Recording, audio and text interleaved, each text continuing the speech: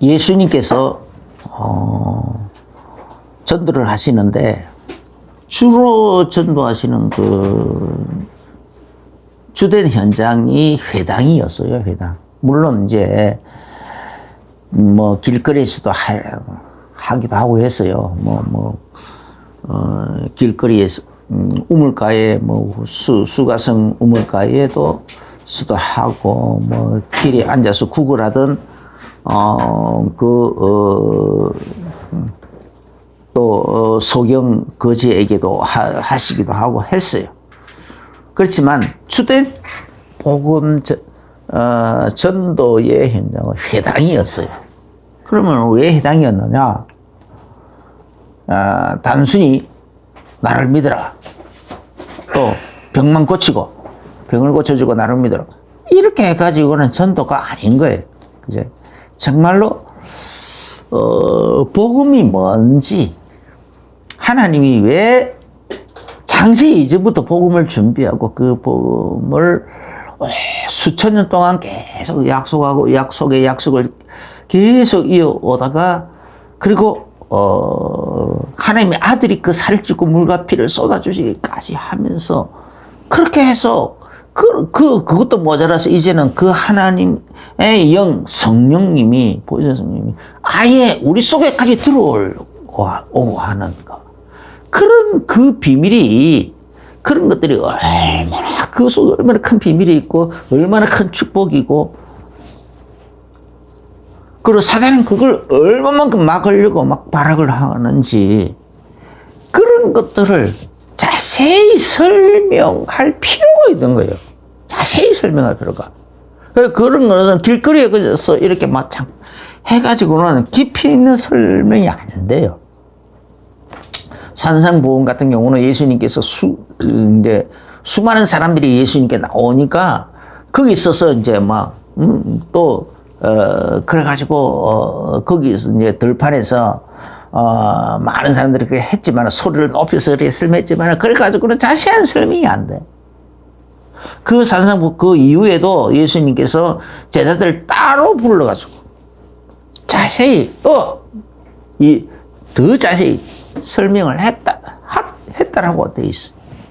그게 필요. 그 정도로 이 전도는 세밀한 것이고, 그리고 아주 확실한 거예요.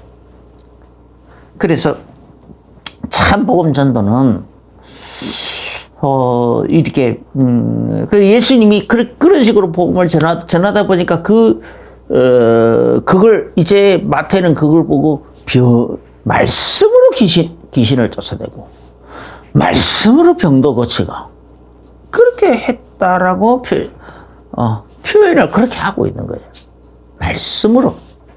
그리고 그것만 한 것이 아니라 어떤 사람에게는 너도 병든 사람들, 그래서 그 해당에 병든 사람이 있으면 말씀 전하고 난 다음에 그 사람들 속에 그 병든 사람들이 이렇게 예수님에 대한 병든 사람이 해당에 앞에서 해당에 앉아가지고 갈급한 가지고 왔지 않겠어요? 그리고 교만한 마음 가지고 예수님의 예수님이 복음 증거를 하시는 거에 대해서 반발하고 그렇게 반대 논리를 펴고 그렇지 않았겠죠. 그래서 그들은 가난한 마음을 가지고 있다. 갈급한 마음을 가지고 있는 거예요. 그러니까 그렇게 이제 복음을 딱 전하고 난 다음에 이제 하나님이 그런 식으로 창세 이전부터 하나님이 우리를 사랑해가지고, 나를 사랑해가지고, 자기 아들 우리의 대속물로 그렇게 내주시는구나. 그게 바로 하나님 속죄 제물, 규례고, 그게 언약이고, 그런 거였구나. 깨달아진단 말이에요. 그 사람들에게 예수님께서, 그래서 깨달아져서 어떤 사람은 깨달아지는 순간에 귀신이 쫓겨나가버리고 병이 고쳐지는 사람들이 있는가 하면은, 또 어떤 사람은 그 깨달은 그 사람에게 예수님께서 친히 손을 얹어서 안수기들을 안수해가지고 귀신이 쫓겨나가기도 하고 병이 고쳐지기도 하고 그런 일가 일어나더라는 거죠. 이게 바로 전도의 현장인 거예요. 이러한 참전도의 참전도는 이러한 참전도는 병이 고쳐지고 귀신 쫓겨 나가는 거 당연한 거예요, 당연한 거.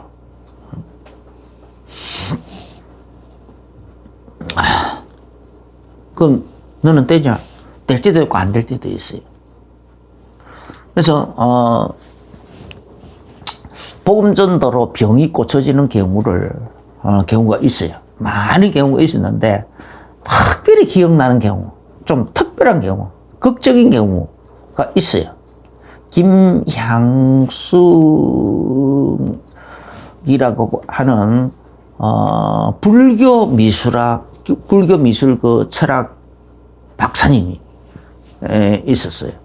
동국대에서 이미 박사학위 받아가지고 인도로 갔는데, 인도에 가보니까, 길거리에서 이제 구걸하고 있는 사람도 자기보다 더 똑똑하더래요. 그래 놀래가지고, 인도에서 다시 공부를 했어. 그래서 인도에서도 다시 박사학위를 받았어요. 그래가지고 유명해가지고, 한국에 있는 불교 그 서적에다가, 잡지에다가, 기고를 해가지고, 그래가지고, 한국의, 그 주지성들 중에서, 그 스님들 중에서, 이 사람 팬덤도 행성이 또 있고 그래. 아주 유명한 사람이야. 유명했던 사람. 그런데 이 사람은 정작 본인은 죽어가는 거야. 중고등학교 때부터 척추측만증이라고 하는 그런 질병이 생기고, 척추측만증이라는 게 척추가요, 앞으로 구부러지면은 꼽추가 되는데, 그런데 그게 아니고 옆으로 이렇게 S자로 구부러지는 거예요. 그 얼마나 고통스럽겠어요. 그 끝으로 보기는 이제 막 멀쩡해 보이는데 본인은 막 죽을 것 같은 고통이 하루 종일 이어지는 거죠. 이제 그래가지고 이제 일본에 이제 유명한, 그러니까 이제 자기 친구들 중에서 이제 대학 교수, 부부가 다 이제 대학 교수도 하고 연구원에도 일하고 이래 하다 보니까 친구들이 많잖아요. 친구들에게 이제 친구들이 그 사정을 아니까 예수님 믿어봐라. 예수 믿고 영접 한번 해봐라. 예수 영접하면 나을 수 있다 얘기하니까, 그래가지고 이제 이분이 예수님을 구주로 이제 복음을 듣고 예수 그리스도를 구주로 영접했어요. 그래도 안 나. 그리고 이제 그러면은 이제 유명하다는, 일본에 이제 제법 유명하다는 이제 집회하는데 이런데 여기저기를 막 다녔어. 그 다니면서 거기서 몇 차례 영접을 했어. 그래 이제 내가 이제 일본에서 이제 또 이렇게 전남 강사를 가 있는 그곳에 도저 왔더라고요. 또 무속에. 그래가지고 이제 몇 차례 이제 들었어. 이제 듣다 보니까 어느 날 이제 나한테 상담을 요청을 하는 거예요. 자기는 이제 그런 상태인데 중고등학교 때부터 그 척추측만증이 있어가지고 지금 40대가 된 지금까지도 그 고통에서 헤어나지 못하고 있다. 그 누가 예수 믿으면 된다 그래서 예수 영접하면 된다 그래서 그래서 영접을 했는데 벌써 몇 차례도 했다. 그런데 왜 아직도 안 낫느냐? 그래가 이제 그렇게 이제 나한테 뭐가 잘못됐느냐? 누구 잘못이냐? 이런 식으로까지 나한테 이제 얘기하는 거예요. 그래서 내가 그분에게 그게 아니고, 예수 그리스도는 모든 문제 해결자라고, 예수 그리스도를 구주로 영접을 하면, 우리가 구원을 얻고, 그리고 그 증거가 나타난다. 라고 되어 있는데, 모든 문제는 광의적 표현이고, 그런데 당신의 문제 1대1로 바꿔라. 모든 문제 중에서 당신은 척추측만증이라는 거 이거잖아. 그 예수 그리스도의 대속에 대해서도 이사야 53장 5절 6절에 그가 찔리고 상하고 징계받고 채찍 맞고 이렇게 막 했는데 그냥 채찍에 맞음으로 우리의 질고를 대신해 우리의 질병 고통을 대신해 예수님이 채찍 맞았다라는 그것을 그런 그냥 보편적인 그런 수사 그거를 당신 걸로 바꾸란 말이야. 당신이 가지고 있는 게 뭐냐? 척추측만증 아니냐?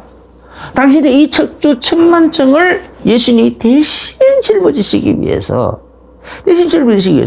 채찍이 맞으셨다. 채찍이 맞으신 거다. 그럼 예수님 그걸 바꾸면 예수님 채찍이 맞으신 것은 당신이 이 척추측만증을 대신 짊어지시는 장면이었다. 하니까 이분이 거기서 하고 깨달음이 오는 거예요. 이제 내가 볼 때 눈빛이 보니까 사람이 그렇잖아요. 눈빛이 이제 싹 바뀌어지는 거예요. 그래가지고 그걸 깨닫고 난 다음에 다시 예수 그리스도를 구주로 영접을 했어요. 그랬는데 그걸 구체적으로 이렇게 적세에 가면서 그래서 영접을 했는데 그냥 적각 나와버렸어요. 그 수십 년 동안 괴롭히던 척추측만증이 깨끗이 나와버린 거예요. 현대의학이 유명하다는 그 친구들, 그 의사들이 다 동원해가지고 그 현대의학이 다 총동원하고 해도 이유도 모르겠고 원인도 모르겠고 치료 방법도 없고 그랬던 그 문제들이 또 그 수많은 그 철학 그 대단한 그 철학 지식도 아무런 해결책이 어떤 그것들이 그냥 깨끗이 나와버린 거예요. 그래서 내가 이제 그 일본에서 쓰러지는 날도 그날은 이분이 자기 부부하고 나하고 자기들은 이제 자기들을 인도로 다시 돌아가려고 하는데 그래서 자기가 이렇게 이제 그 불교 미술학 그거 이제 그 연구를 하면서 불교 발상지들마다 많이 돌아다녔다 이거지. 그 돌아다니면서 보니까 불교 유명 발상지들마다 완전히 그 지역 자체가 망해버렸더라는 거야. 왜 저렇게 망해버렸고 저렇게 했을까? 이제 그때는 그냥 이상하다고만 생각했는데 자기가 이제 구원을 받고 보니까 그 우상숭배 때문이었구나. 우상숭배를 심하게 한 지역치고 안 망한 지역이 없고 우상숭배를 심하게 한 가문치고 안 망하는 가문이 없고 그 우상숭배를 심하게 하는 가정치고 안 망하는 가정이 없고 거기에 대한 새로운 깨달음이 온 거예요. 그래서 이제는 자기가 새로운 소망이 생긴다 하더라고. 유명한 불교 발상지들마다 교회를 세우고 싶다. 정말 이 복음이 너무 소중한데 교회를 세우고 싶다. 그런데 누구랑 자기 혼자는 자기들 이제 그래서 나랑 같이 갔으면 좋겠다 하고 막 그런 얘기를 하는 거예요. 그래서 나는 그때 이제 건강이 참 어마어마하게 안 좋아져 있는 상태였기 때문에 자꾸 이제 나는 이렇게 빼고 그야말로 나를 설득을 하고 하루 종일 강의 마치고 난 다음에 그날 또 내가 풀로 강의를 했어요. 하루 종일 강의 마치고 난 다음에 저녁에 저녁 먹으면 같이 저녁 먹자 해놔놓고는 그 얘기를 해가지고 밤 11시까지 했어요. 밤 11시까지. 그렇게 설득하다 보니까 나도 모르게 그 피로가 막 쌓여가지고 그냥 핑 돌아버리더라고요. 막 소리가 막 동굴 속에서 들리듯이 웅 울리고 막 하더니 그래 막 구토가 막 심하게 나기 시작하고 그랬어요. 그래서 이제 내가 이제 그 상태가 되어버리니까 이제 그분들은 그냥 자기들끼리 이렇게 이제 그냥 들어갔어요. 인도로 들어가서. 그래서 교회도 세우고 그렇게 했어요. 자, 이게요. 그리고 이제 그 척추측만 그것 때문에 임신도 못하고 안 되고 그랬었는데 그냥 그 깨끗이 나와버리니까 바로 이제 아기도 생기고 막 그래.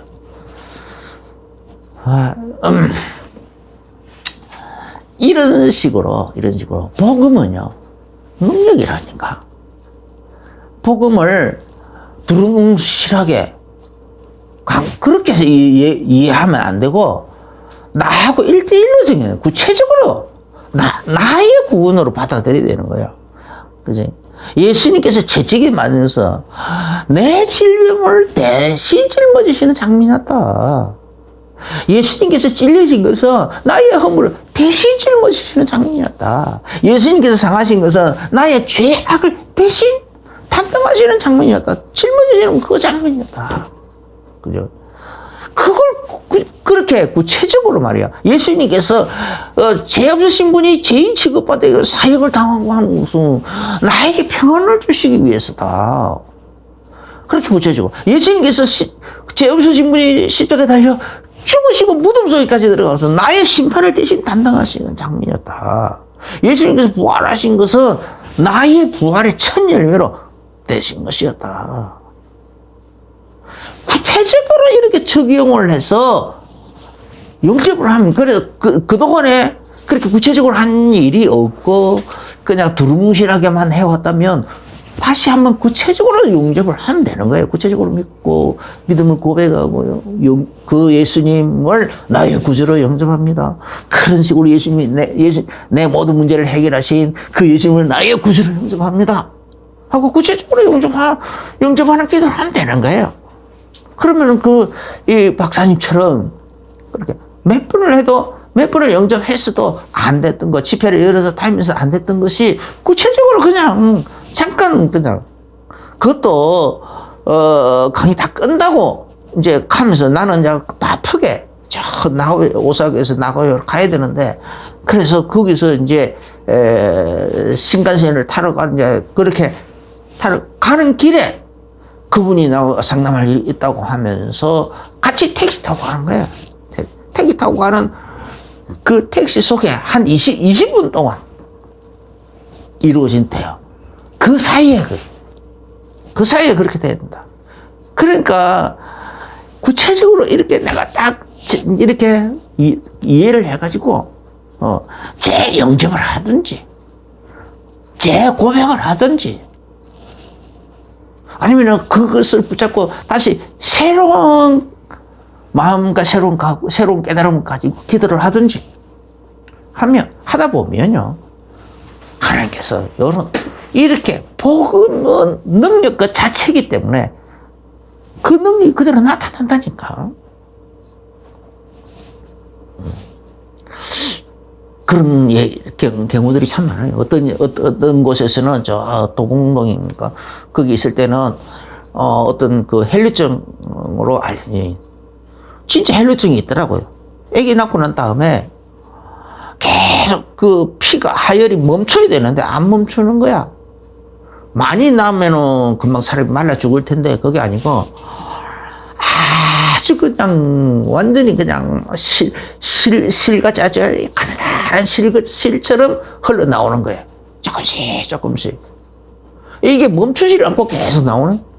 그러니까 늘 기저귀 차고 있어야 되고, 그렇게 이제 그래가지고 이제 그 집안에 가보니까, 그것도 이제 우리 교회 성도 아니고 이웃 교회 성도인데, 우리 교회 어떤 구역 근찰님이 이제 그 자기 이웃이라고 그렇게 불쌍하다고, 나를 데리고 신방한 거예요. 그래 가보니까 집에 싹 들어가니까 피 냄새가 완전히 온 집에 진동을 하는 거야, 진동을. 반질반질하게 다 닦아놨더라니까요. 그런데도 계속 그게요, 몇 년을 그러고 있으니까 온 집안이 그 피비린내가 진동을 하는 거예요. 그냥 막 문 열고 확 들어가는 순간에 그냥 구토가 확 나오려고 하는 그런 느낌이 들으니까. 그래서 그냥 억지로 꾹꾹 참고, 그러고 이제 복음을 구체적으로 했어요. 그런데 그냥 그렇게 전해놓고 그분이 손을 얹어서 머리 위에 손을 얹고 기도해주고, 하혈이라고 배에다 손을 얹고 기도하는 거 아니, 그냥 머리 위에다 손을 얹고 기도해주고 왔다니까요. 머리 위에. 그러고는 와버렸어. 그때 수요일 오후쯤 됐어요. 그리고 와버렸어. 그 수요일 저녁 예배 시간에 이분이 나와가지고 감사 헌금을 하더라니까 깨끗이 나왔다고.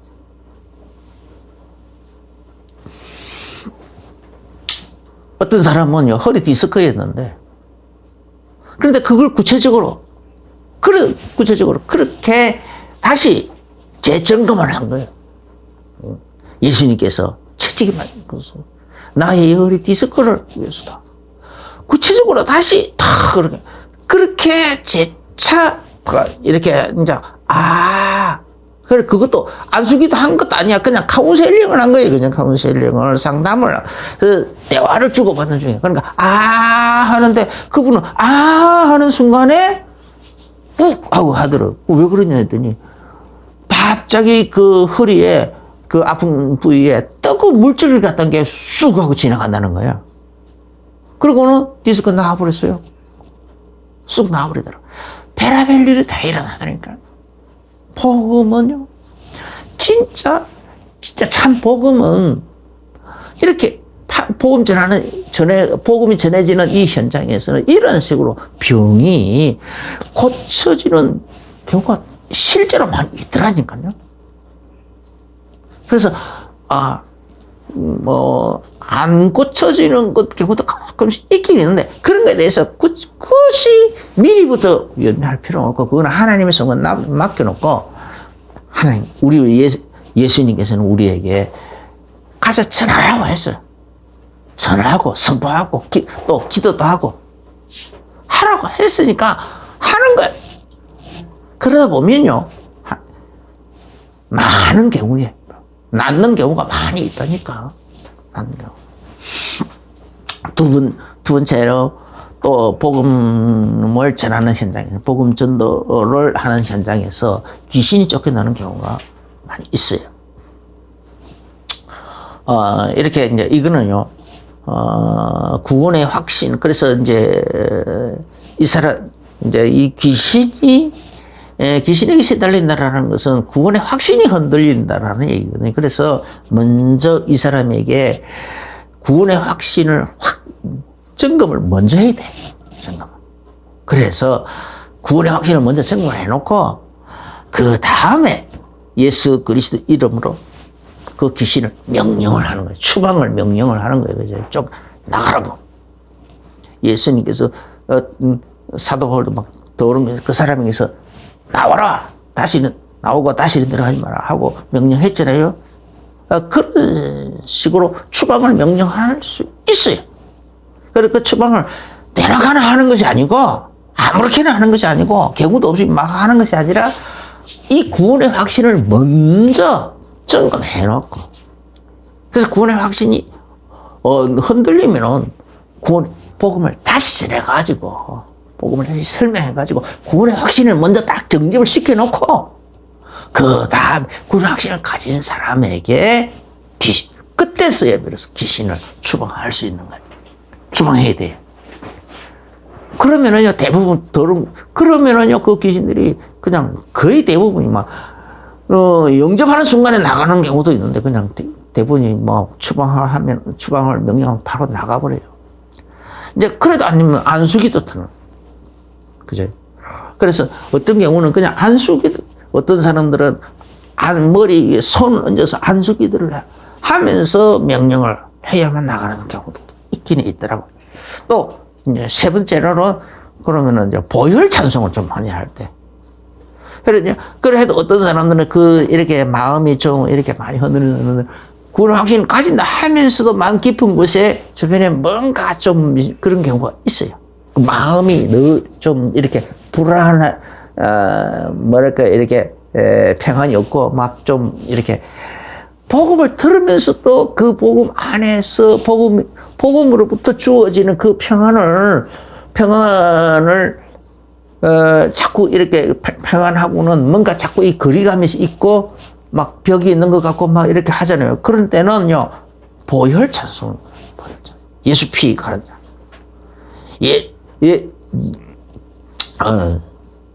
그래서 예수 피에 관한 그 찬송을 막 그렇게 이렇게 부르다 보면은 이제 그냥 이 복음 이 구원의 이 복음 들은 거 예수 그리스도께서 나를 위하여 그 살을 찢고 물과 피를 쏟아주소서. 그래서 내가 구원받았다 하는 그것이 이제 그 보혈 찬송을 부르다 보면 그게 구체적으로 이제 와닿게 그것이 그러면서 그 찬송 속에서 평안을 얻게 되고 그래서 얻으면서 그냥 그를 꽉 짓누르고 있던 그 귀신이 떠나가는 경우가 있더라고요. 찬송하는 중에 이제 귀신이 떠나가는 경우가 있어. 그 다음에 이제 그래 해도 이제 안 되는 경우도 가끔 있어요. 어떤 이제 그런 경우 이제 뭐 이 상처도 많고 트라우마도 많고 아니면은 뭐 그 공포, 두려움, 막 염려근 이렇게 막 어떤 걱정 막 이런 거 막 쌓여 있는 사람들 있잖아요. 그런 사람들은 그 귀신이 잘 안 나가더라고. 그건요. 그게 귀신의 욕심이거든요. 사실 귀신이 막 집어 넣으려고 하는 어떤 그런 현상인데 그게 꽉 잡혀버린 거예요. 그런 사람들은 그냥 이 귀신을 막 아무리 추궁해도 안 나가더라고. 그래, 그런 경우는 평안에 관한 찬송을 불러요. 그래서, 그 성에 평안에 관한 찬송, 내 영혼 평안해. 내 영혼 평안해. 막 이런 찬송을 이렇게 조용하게 계속 부르는 거예요. 그래 보니까 어떤 사람은 그래서 한 몇 곡 부르다 보니까 이제 이게 아가씨였는데 그냥 같이 앉아서 이렇게 하는데 그 찬송 부르다 말고는 이제 사모님 나 좀 잘게요 하면서 크게 잠을 못 자가지고 시달리던 사람이 그냥 사모님 허벅지를 탁 빼고 그 쓰러져서 잠에 푹 빠져버리더라고요. 그리고 귀신이 떠나가 버린 거예요. 평안을 얻어버렸어. 그 불안을 조성하고 염려를 가져다 주고 하던 그 귀신이 떠나가 버렸어. 떠나가 버리고 그냥 그때부터 그냥 이제 전혀 그런 것에 시달리지도 않고. 그 다음에 이제 그 다음에는 또 어떤 경우가 있느냐면은 방언기도를 깊이 그냥 이렇게 막 근성으로 막 방언기도 하는 거 그런 거는 우리 사람이 듣기에도 좀 이렇게 이렇게 좀 거슬리잖아요. 그래서 사람들이 비난하는 것이 방언기도를 가지고 비난하는 것이 주로 그런 것 때문에 비난을 하거든요. 그런데 방언기도를 깊이 내 영혼의 기도잖아요. 내 영혼이 천사도 알아들을 수 없는 그런 언어로 사람도 알아들을 수 없고 나도 알아들을 수 없고 천사도 못 알아듣는 그런 언어를 하나님 앞에 직접 구하는 거예요. 그게 방언기도라고 그랬어요. 그러니까 내 영의 깊은 어떤 내 속에 어떤 그런 거요.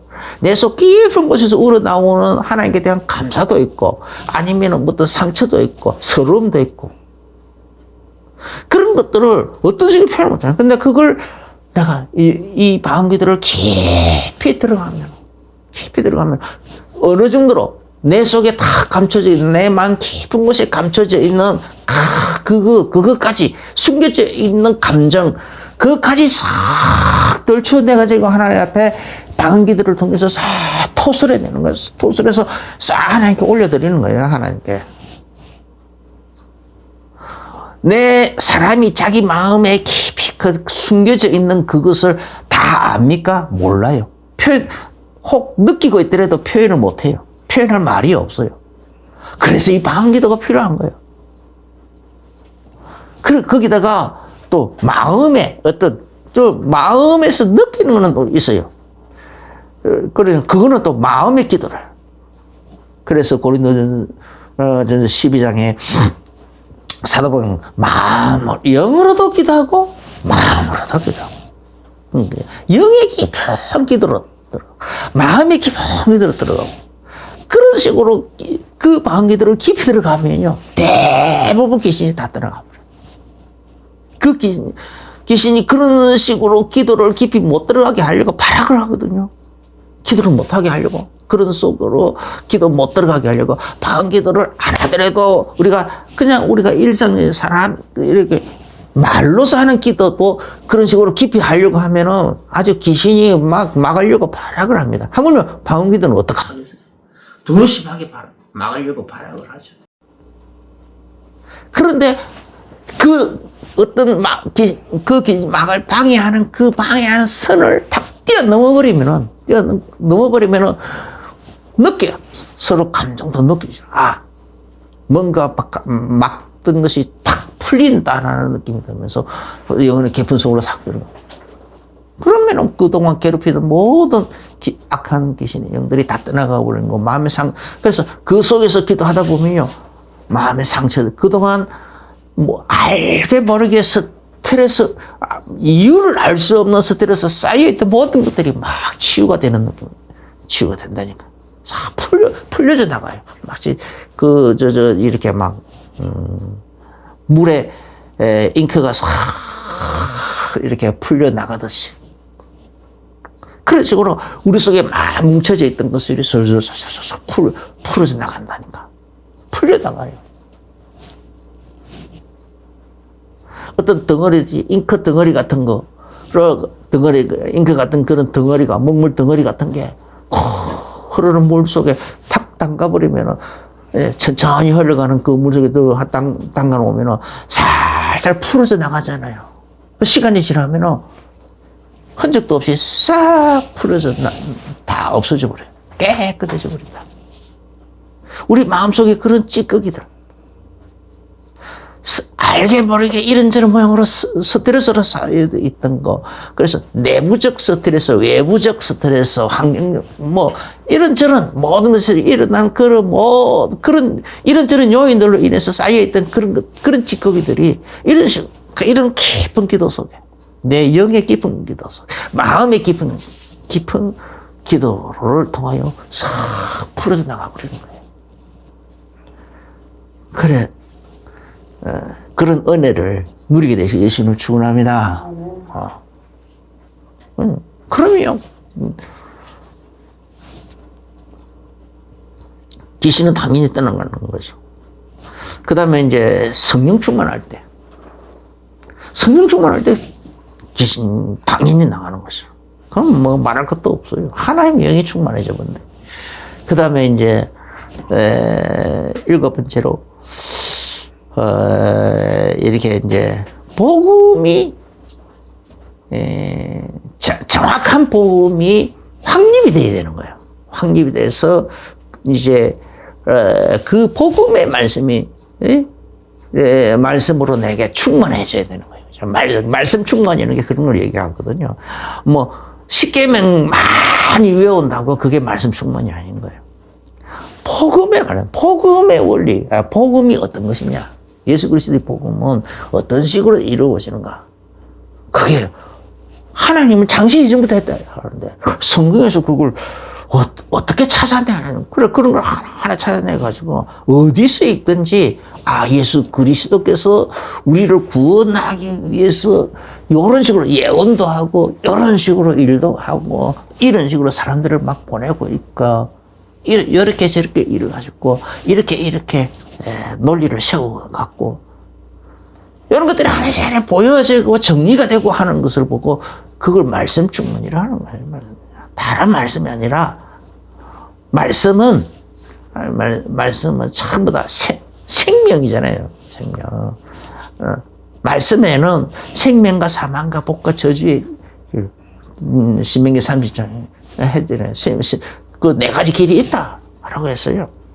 근데 그 중에 너희들은 살기 위해서 생명을 택하라. 그 요한복음 5장 39절에 예수님께서 너희가 성경에서 영생을 얻는 줄 생각하고 성경을 생각하고 이 성경은 나에 대해서 증거하고 있다.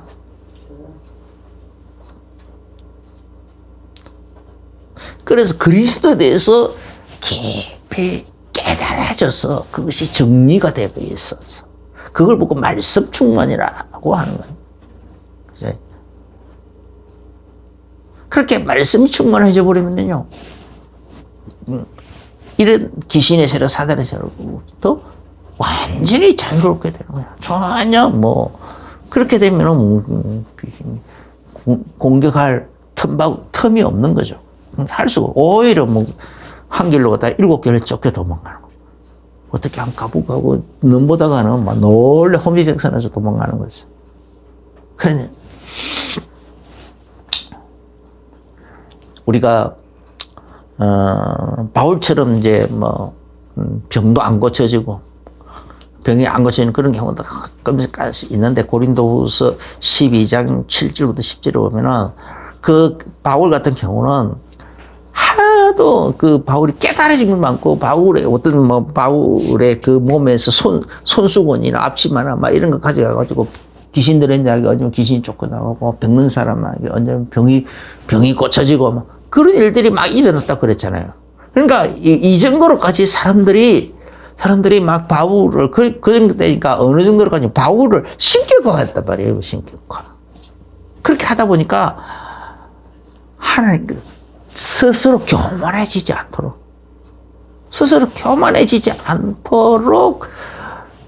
사단의 사자 육체의 가시를 줬다는 거예요. 그래서 사도 바울 그 병을 구체적으로는 표현하지 않지만 그걸 사도 바울은 뭐랬냐? 사단의 사자, 육체의 가시,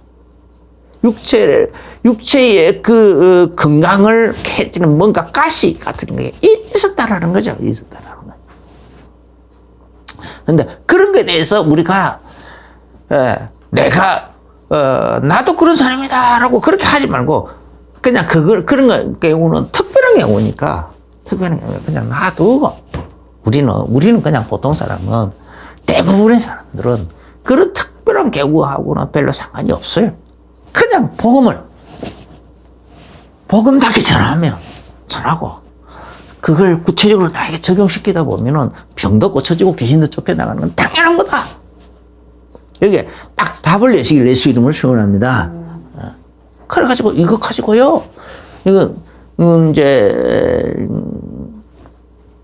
우리가 일하는 거예요. 그러면 이제 응답 중에 최고 응답은 뭐냐? 이제 네 번째로 우리가 살펴볼 게 응답 중에 최고 응답. 그거는요 전도입니다. 전도. 마가복음 1장 38절에 오늘 이르시되 우리가 다른 가까운 마을들로 가자. 거기서도 전도하리니 내가 이를 위하여 왔노라 하시고 예수님께서 이 땅에 오신 거니까 전도예요. 전도. 많은 사람들이 예수님을 막 어서 뭐 예수님 만나보자 막 이런저런 막다 왔겠죠. 마을 유지들하고 막 다 오고 막 다 난리 났겠죠. 그런데 예수님께서는 아니다. 다른 가까운 마을들도 가자. 이걸 위해서 내가 왔다. 또 가서 다른 마을에 가서도 전도하자. 예수님 심지어 요한복음 4장 22절입니까? 23절. 거기서도 보면 예수님은 그게 양식이라고 그랬어요. 양식. 이렇게 하나님의 일, 하나님께서 예수님을 보내신 것을 이렇게 사람들을 전도하는 거예요. 부은하는 거니까 이 복음을 사람들에게 전해가지고 가르쳐가지고 그 사람들이 복음을 듣고 깨달아가지고 복음 안에서 싹 복음의 사람으로 바뀌어져. 생활 방식, 사고방식, 가치관 전부 영의 기준도 예수 중심으로 싹 바뀌어져 버린 거. 예수 그리스도 복음으로 싹 바뀌어져 버린 거. 그렇게 사람이 바뀌는 그걸 보고 예수님은 예수님의 양식이라고 그랬어요. 양식. 그래서요.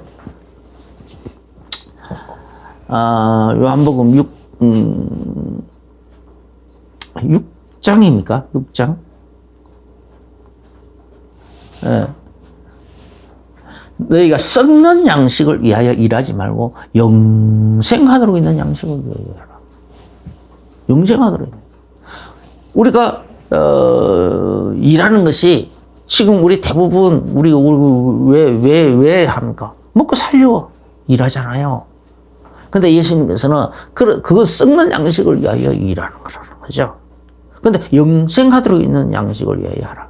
그게 뭐입니까? 전도 아닙니까? 전도. 전도를 위해서 전도의 일을 하라는 거예요. 그게 영생하도록 있는 양식. 그래서 사람들이 예수 그리스도 이 이렇게 대속의 복음을 내가 전하다 보면 그 사람들이 예수 그리스도께서 나를 위해 살을 찢어주셨구나, 물과 피를 쏟아주셨구나, 그걸 믿고 그 예수 그리스도로 영접하는 역사가 일어난다. 그렇게 되면 그 사람은 예수 그리스도 생명의 떡을 먹는 거잖아요. 그러면은 그 영생 안으로 있는 그 양식을 위해서 나는 일하는 사람인 거예요. 그런데 그것도 내 마음대로 되는 건 아니잖아요. 하나님이 하시는 일인데, 하나님께서 그 하나님의 그 일에 나를 들어 쓰시는 거거든요. 나를 들어 쓰시는. 하나님과 내가 이제는 동력자가 되는 거예요. 함께 일하는 동력자가 되고, 또 그런 사람들 보고 그런 예수님의 마음을 이해하고 예수님의 일을 이해하는 사람을 보고 예수님이 너희들은 이제 나를 종일하지 않고 친구로 하겠다. 친구라고까지 표현했단 말이에요. 그러니까 이 전도라는 응답 중에 최고의 응답은 전도라니까. 전도. 그래서 단순한 전도, 교회 와봐라. 이 정도 전도가 아니고, 불신자를 다 복음으로 구체적으로 가르쳐가지고, 구원의 확신도 심고, 그 구원해가지고, 구원의 확신에, 잘 양육을 해가지고, 구원의 확신 속에서 흔들리지 않도록, 그렇게 하는 그 일에 쓰임 받는 거죠. 두 번째로는 확신 없는 자를 확신이 생기도록 양육도 하고, 우리가 말하는 그 팀 사역도 하고, 그리고 포럼도 하고, 그렇게 해가면서 어떻게든지 흔들리는 사람을 바로 세우는 일이에요. 그리고 의심 많은 사람들을 바로 세우는 일이에요. 이렇게 쓰임 맞는 거죠. 그것도 그 사람을 그렇게 돌아오게 한 자도 그 사람을 구원하는 것이나 마찬가지다라고 했어요. 같은 상급을 주신다고 했어요. 그러니까 원래 이게 응답이죠. 이런 것도 응답 중에 최고 응답이죠.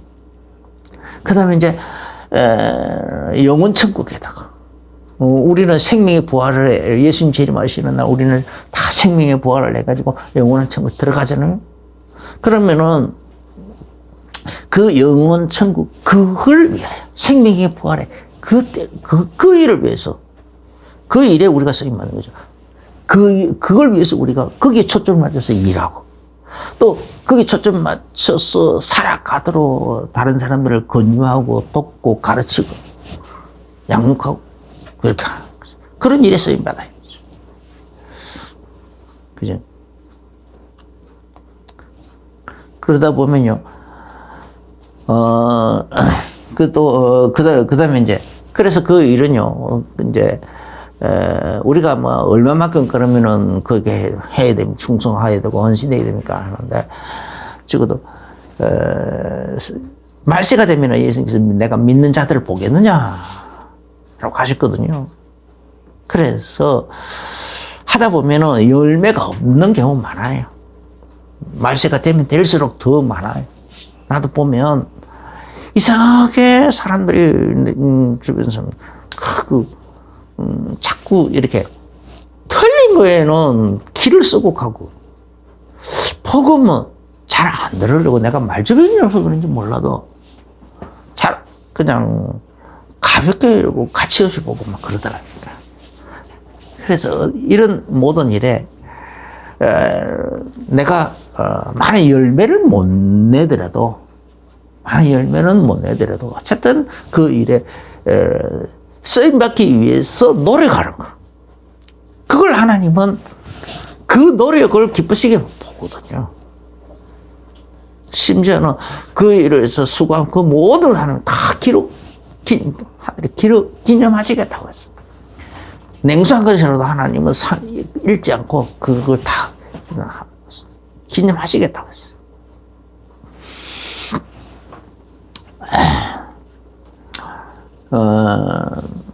그래서 이제 우리는요,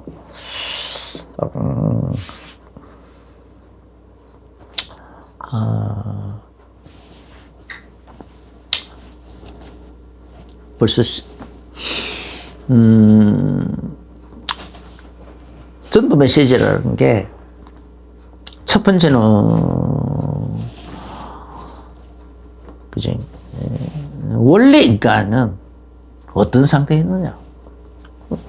원래 인간은 이렇게 하나님 안에서 하나님과 함께 살고 더불어 살고 그게 원래 인간의 본주소라. 영적인 본주소.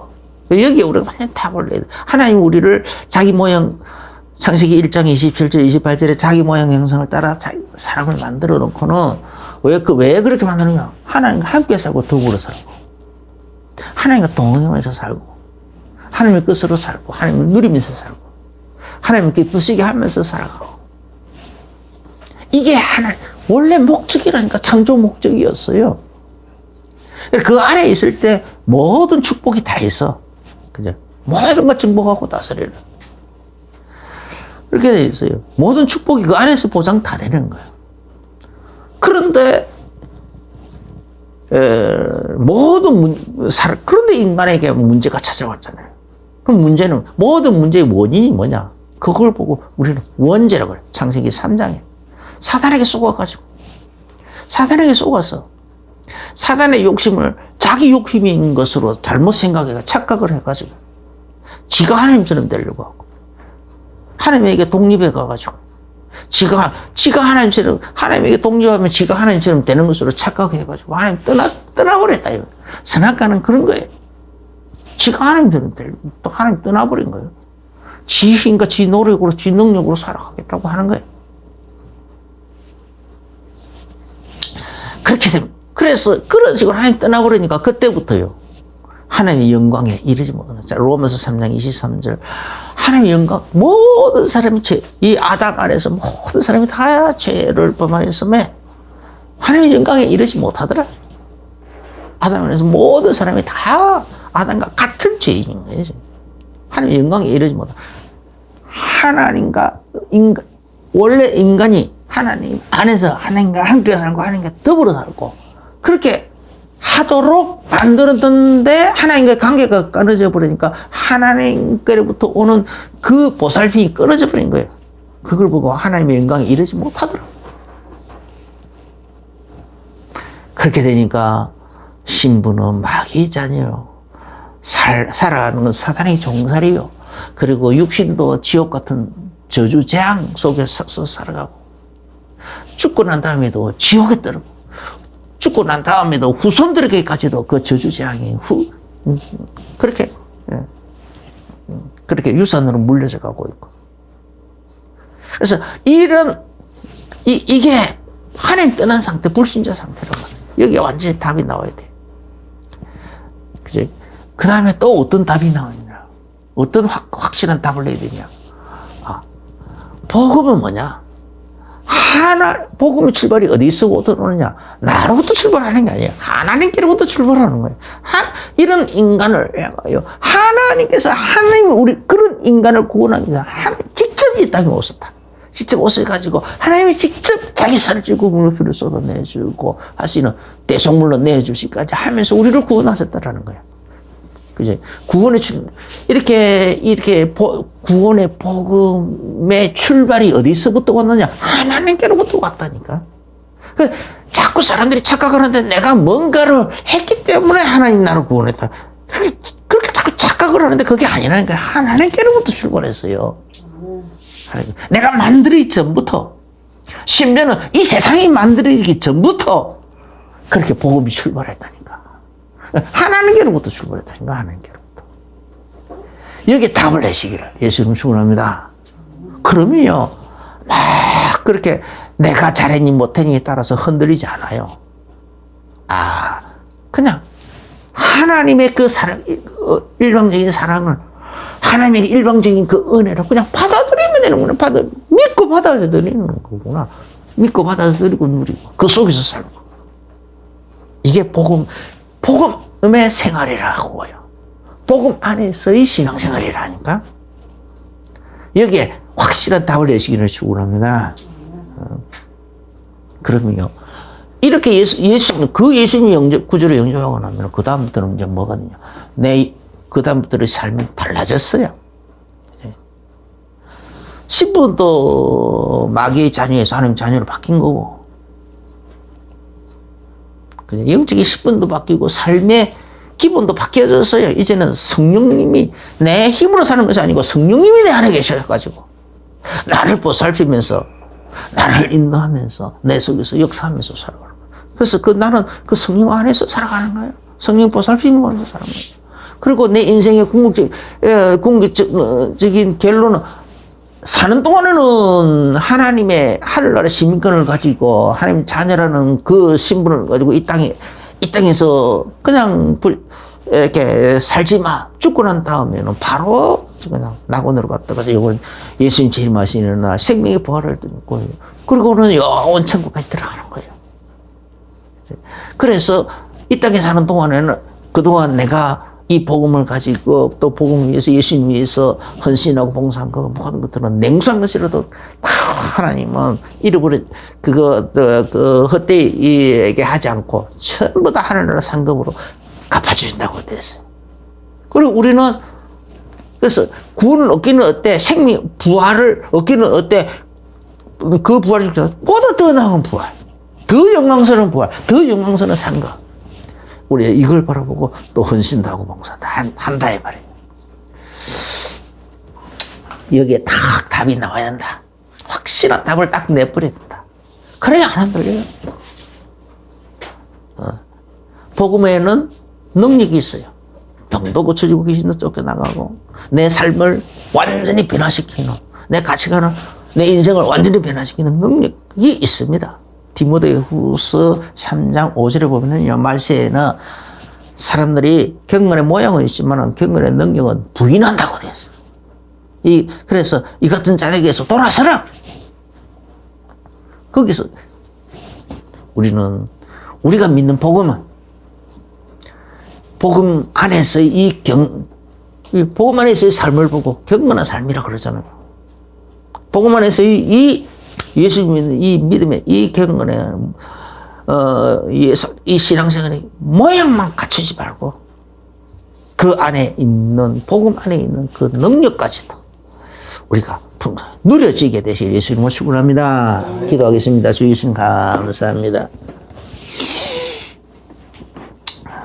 참 복음이 전파되는 곳에서는 병도 고쳐지고 귀신도 쫓겨나고 인생이, 삶이 변화되는 건 당연한 것인데 이 같은 경건의 능력을 우리는 오늘부터 풍성히 누려지도록 누리는 일에 관심을 가지고 이제 집중할 수 있도록 축복하여 주옵소서. 그리고 나만 누리는 것이 아니라 또 다른 사람들에게 또 이걸 나눠줄 수 있는 전도자들이 다 되어지도록 축복하여 주옵소서. 예수님 이름으로 기도합니다. 아멘. 이제는 우리 주 예수 그리스도의 크신 은혜와 하나님 우리 아버지의 지극하신 사랑하심과 성령님의 내주 인도 교통 충만하신 은혜가 오늘 말씀을 받으면서 아멘으로 와답하며 마음의 숙명 결론과 결단을 내리며 나가는 모든 성도들에게 이제로부터 영원까지 항상 함께 계실지어다. 아멘.